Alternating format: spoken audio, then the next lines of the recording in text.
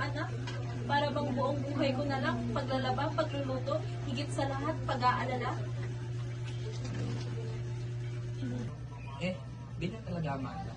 A mother of her children, a wife for her husband. That's how it should be.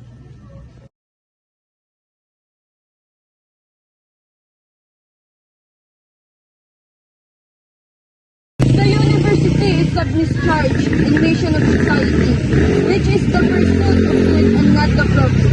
That the student must be liberated from the official administrative authority. Woo! Tama!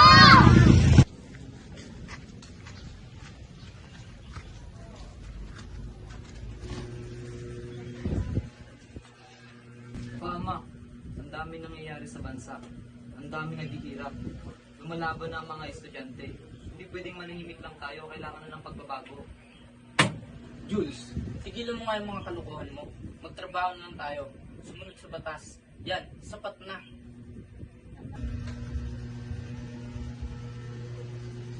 Ma, kung walang lalaban, walang magbabago.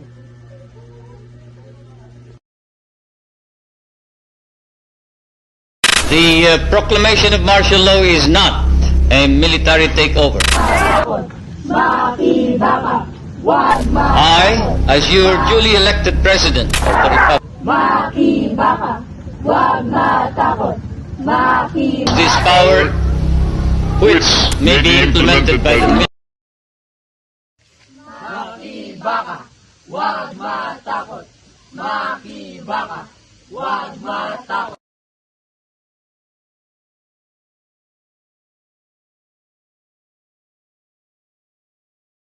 Papasukin niyo kami! Papasukin niyo kami!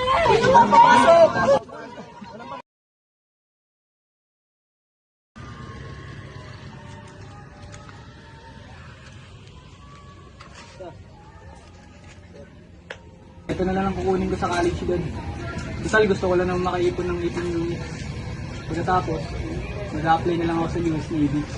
Ang bihira naman, US Navy. Maalila ka lang ng mga kano. Yung paalila, ikaw masyado akong mahilig sa mga kano no? Pero mga opportunities kapag member ka na ng US Navy or government nila. Malaking sweldo mo, bobo. Marami ka pang benefits, tama? Hoy, gusto niyo ba magsusuhan sa harap ko? Kung gusto niya mag-US Navy, kaya ako siya. Problema niya na yun.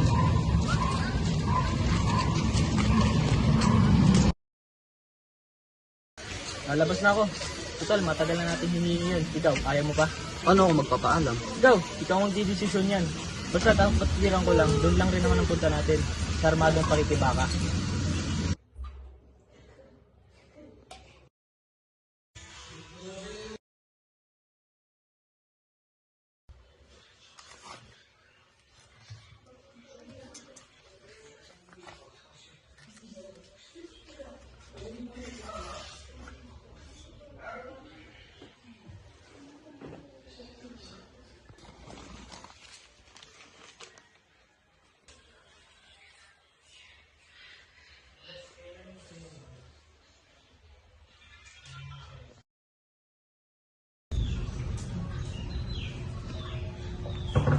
Hindi ba't si Marcos, ang presidente, ang nakipagkasundo sa pagitan ng Amerika at Pilipinas?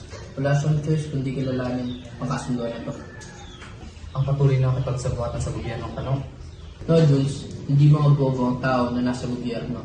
Mga ekspertong ekonomista yan, mga political scientists. Ganun pala eh. Bakit lagi naghihirap ang Pilipinas? Bakit lalo tayong nababaon sa utang? Na-realize mo ba, Dad, na at this point, hindi pa man ako nag-asawa, may utang na ang magiging anak ko. Hindi ka ba nagagalit? Na ang magiging apo mo ay magiging pambayad ng utang nang wala ka namang kinalaman? Siguro, Dad, talagang panahon na para mamili ng tao, alinman sa dito o doon nang walang neutral ground.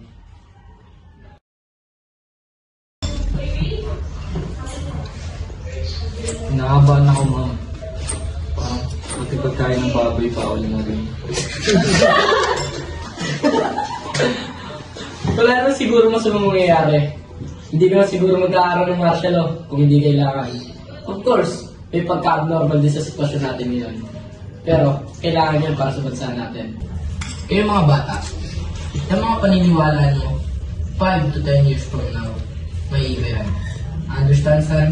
Huwag mong pasanin ang problema ng mundo. You just do it because it.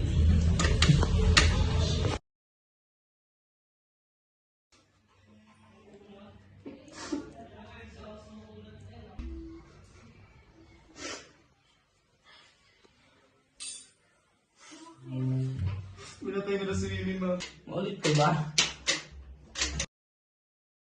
Si Willie? Oo, pinatay na si Willie!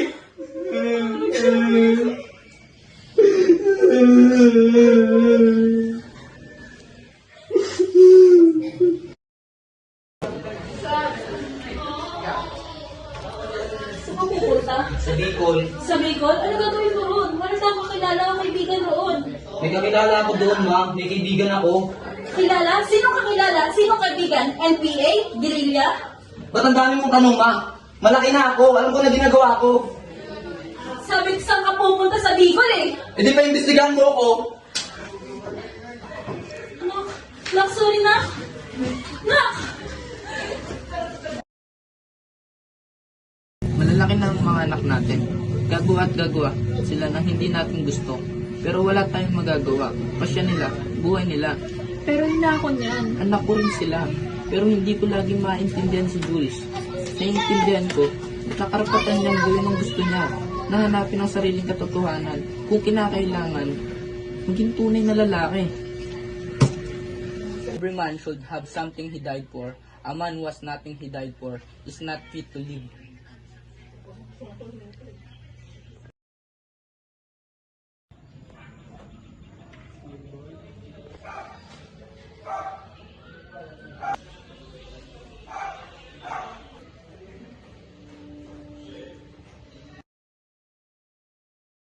Hello? Huli ka, late ka na naman umuwi, no? Uy, kuya. Sa'yo raw to. Akin? Hello? Yes? Oo, bro. Kanina mo nalaman? Mom! Ha? Ano nangyari? Si kuya raw po, nahuli. Ha?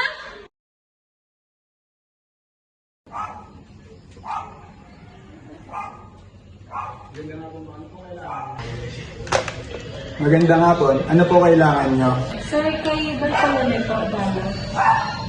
May dalaw ka.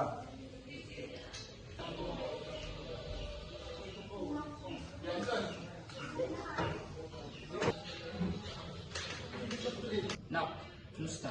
Hindi ako nagsalita. Kahit anong gawin nilang kahirap sa akin, hindi ako nagturo. Wala akong pinahanap na kahit sinubang kasama. Nak, kumusta ka na dito? Ayos lang po ako. Mapa, naalala niyo po yung huling dalaw niyo sa akin dito? Yung usapan po natin na naputol. Pagkasan na ulit na. Sa bagay, kondisyon nga lang naman lahat ng iyon.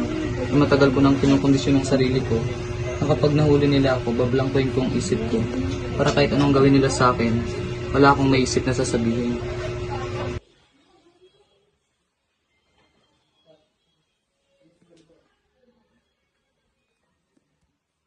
Hoy, ano pangalan ng tatay mo? Sir Jose.